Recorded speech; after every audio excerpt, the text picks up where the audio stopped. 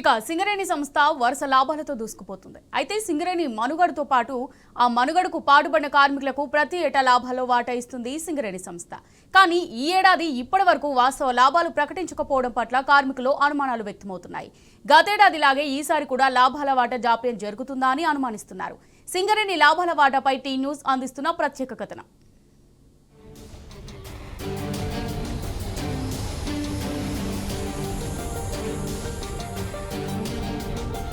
కార్మికుల కృషితో సింగరేణి సంస్థ నేడు వరుస లాభాలతో దూసుకుపోతోంది. అధికారులు కార్మికుల సమస్య కృషితో సింగరేణి కోల్ ఆఫ్ ఇండియాకే ఆదర్శంగా నిలుస్తోంది. ప్రతి ఏటా సంస్థకు వచ్చిన లాభాల్లో కార్మికుల వాటా ఇవ్వడం ఆనవాయితీగా వస్తుంది. 1998-99 ఆర్థిక సంవత్సరం నుండి కార్మికులకు వాటా ఇవ్వడం ప్రారంభించారు. 1998-99లో 10%తో కార్మికులకు వాటా మొదలైంది. అప్పటి నుండి ప్రతి ఏటా వచ్చిన లాభాల్లో కార్మికులకు వాటా ఇవ్వడం ఆనవాయితీగా వస్తుంది. 10 ఏళ్ల బీఆర్ఎస్ పాలనలో సింగరేణికి లాభాల్లో వాటా భారీగా పెరిగింది. 11% మొదలుకొని 32% వరకు వాటా ఇచ్చింది బీఆర్ఎస్ టీజీబీకేఎస్. కానీ గత ఏడాది మాత్రం ప్రభుత్వం కార్మికులను నిండా ముంచింది.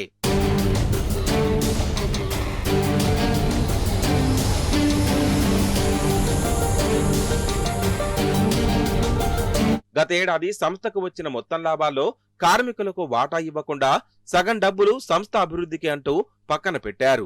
మిగిలిన సగం నుండి మాత్రమే కార్మికులకు సంస్థ వాటా ఇచ్చింది. గత ఏడాది 4,000 కోట్ల లాభాలు సంస్థకు వస్తే అందులో కొంత పక్కన పెట్టి 2,388 కోట్లలో 33% అంటూ 788 కోట్ల రూపాయలను కార్మికులకు లాభాల వాటాగా చెల్లించింది సంస్థ. లాభాల్లో వాటాలు ఇవ్వకుండా కాంగ్రెస్ ప్రభుత్వం కార్మికుల పొట్ట కొట్టిందని ఆగ్రహించారు. అయితే ఈసారి కూడా దసరా దగ్గరకు వస్తున్నా వాస్తవ లాభాలు ఇంకా ప్రకటించకపోవడం పట్ల కార్మికుల్లో అనుమానాలు వ్యక్తమవుతున్నాయి. గతేడాదిలాగానే ఈసారి కూడా కాంగ్రెస్ ప్రభుత్వం సంస్థ కలిసి కార్మికులను కలిసి మోసం చేస్తారా అంటూ కార్మికుల్లో చర్చ కొనసాగుతుంది.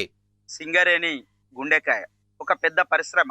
అటువంటి పరిశ్రమలో ఇలా కార్మిక వర్గం అంతా ఎప్పుడా అని ఎదురు చూస్తున్నటువంటి ప్రతి సంవత్సరం పాటు ఏదైతే వచ్చినటువంటి లాభాలకు సంబంధించినటువంటి వాటాను ఇలా కార్మిక వర్గానికి ఇవ్వాల్సినటువంటి అవసరం ఉన్నది. దానికి సంబంధించి ఇలా కార్మిక వర్గాల లోపల చర్చ జరుగుతూ ఉంది. కార్మికులకు సంబంధించినటువంటి రూపాయలు వేరే జిల్లాలకు తరలిపోతా ఉంటే మరి ఆందోళన కూడా పడుతున్నటువంటి పరిస్థితి. అందుకనే ఇలా కార్మిక వర్గం కన్నెర్ర చేస్తా ఉన్నది.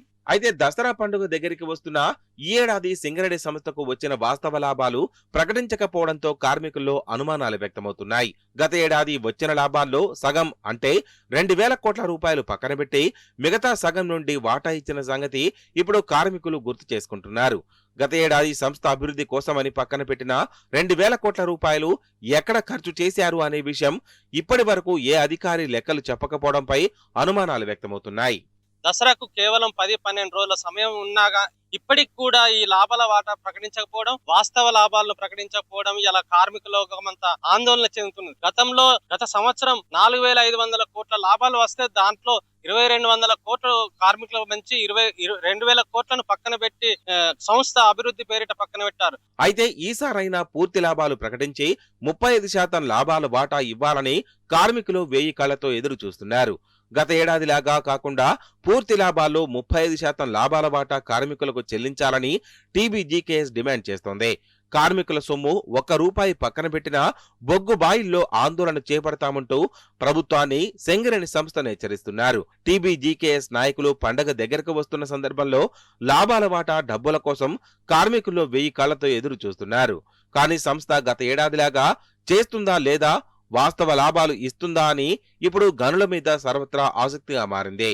బీఆర్ఎస్ ప్రభుత్వం ఉన్నప్పుడు గౌరవ ముఖ్యమంత్రి కేసీఆర్ గారు గాని సింగరేణి కార్మికులకు అనేకమైన హక్కులు కల్పించారు. దానిలో భాగంగానే లాభాల వాటా విషయంలో కూడా కరోనా సమయంలో కూడా ఎటువంటి మీటింగ్లు ఏర్పాటు చేయకుండా ఎలాంటి వినతి పత్రాలు గాని ధర్నాలు గాని నిరసన కార్యక్రమాలు లేకుండానే టైంకు దసరా ముందు స్వయంగా ప్రకటించడం జరిగింది. కానీ ఈ కాంగ్రెస్ ప్రభుత్వం ఇప్పటి వరకు అసలు లాభాలు ఎంత వచ్చినాయని కూడా కార్మికులకు చెప్పకుండా దాస్తా ఉన్నారు. ప్రాణాలకు తెగించి బొగ్గు బాయిలోకి దిగి నల్ల బంగారాన్ని వెలికితీసి దేశానికి వెలుగులు నింపే కార్మికులకు వెంటనే లాభాల్లో వాటా ఇచ్చి న్యాయం చేయాలని సర్వత్రా డిమాండ్లు వస్తున్నాయి.